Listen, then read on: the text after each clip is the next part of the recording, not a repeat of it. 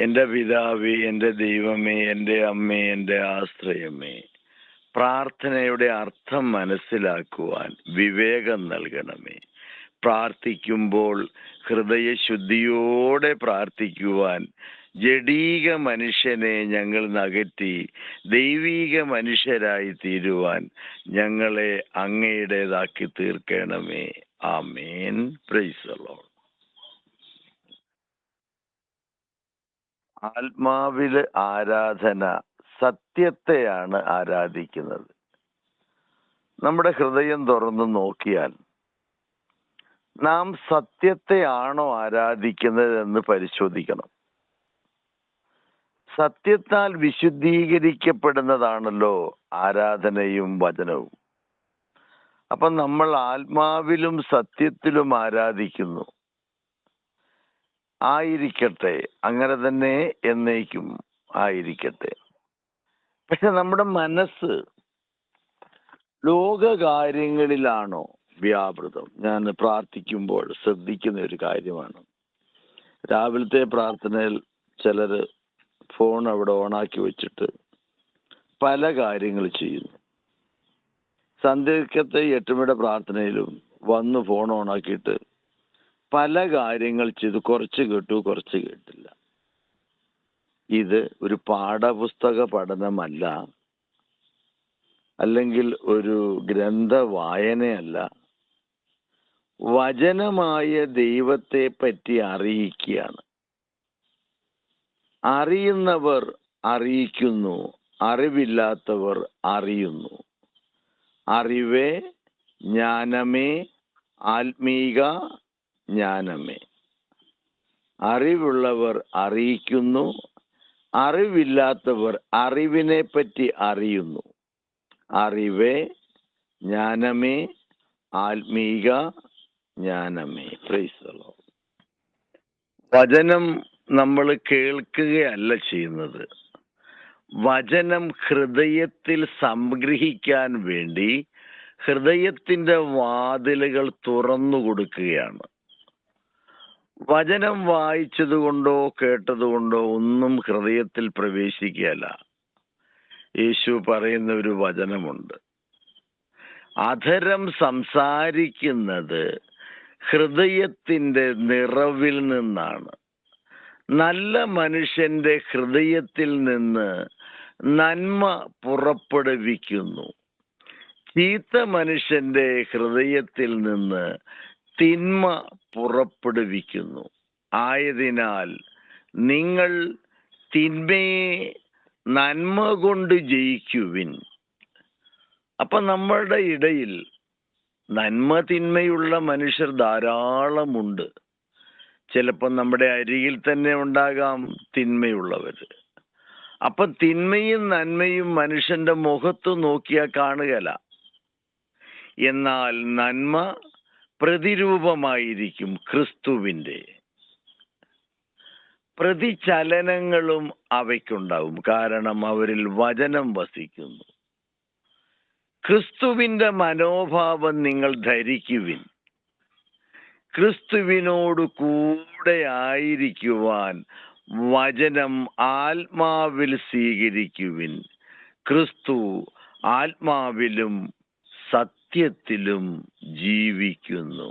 Price the Lord. നമ്മുടെ ഹൃദയമാണ് യഥാർത്ഥമായ സത്യം പുറപ്പെടുവിക്കുന്നത്.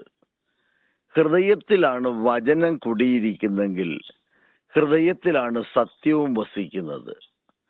എന്താണ് ഈ സത്യം?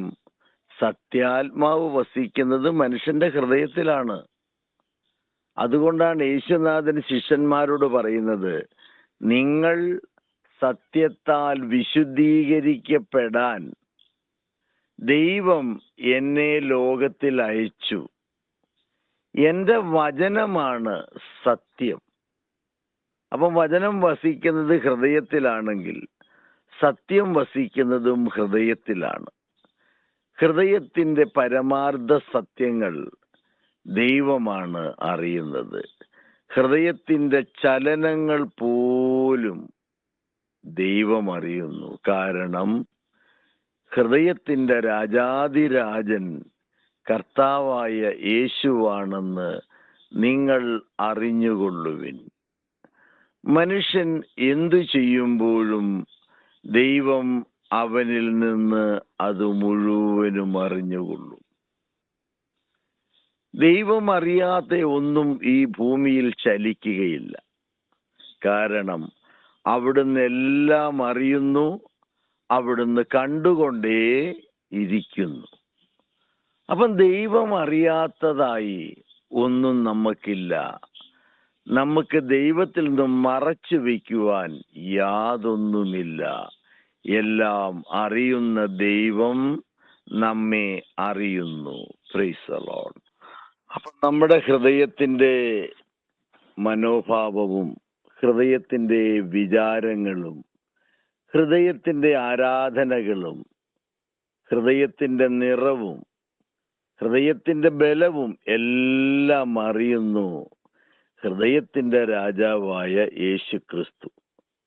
അപ്പൊ യേശുക്രിസ്തുവിനെ മറച്ചു വയ്ക്കുവാൻ നമുക്ക് ഈ ലോകത്തോ വരാനിരിക്കുന്ന നിത്യലോകത്തോ ഇല്ല. കാരണം എല്ലാം അറിയുന്നവൻ എന്നെയും അറിയുന്നു.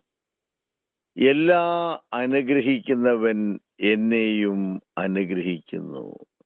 യേശുക്രിസ്തു എന്നും എന്നേക്കും ആകാശത്തിലും ഭൂമിയിലും സകല മനുഷ്യ ഹൃദയങ്ങളിലും ജീവിക്കുന്ന വചനമാണ് സത്യദൈവമായ യേശുക്രിസ്തു എന്ന് നിങ്ങൾ വിശ്വസിച്ചു കൊള്ളുവിൻ.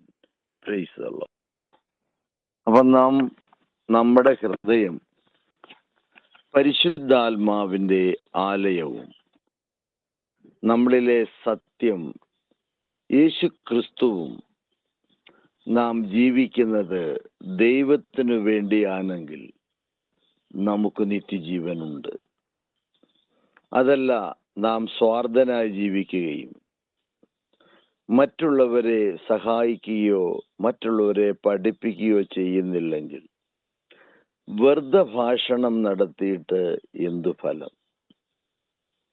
വിശ്വാസിയാണെന്ന് പറയുകയും അവിശ്വാസം നമ്മളിൽ കടന്നു വരികയും ചെയ്യുന്നുവെങ്കിൽ നാം ഒരിക്കലും വിശ്വാസിയല്ല.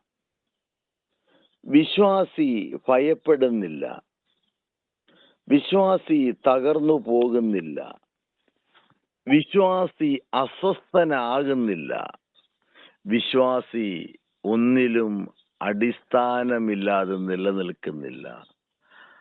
അടിസ്ഥാനമിട്ട് നിലനിൽക്കുന്നത് യേശുക്രിസ്തുവിലാണെങ്കിൽ നീയും നിന്റെ കുടുംബവും രക്ഷപ്പെട്ടു എന്ന് യേശുനാഥൻ അരുൾ ചെയ്ത ദൈവവചനമാണ് ശക്തി. Praise the Lord.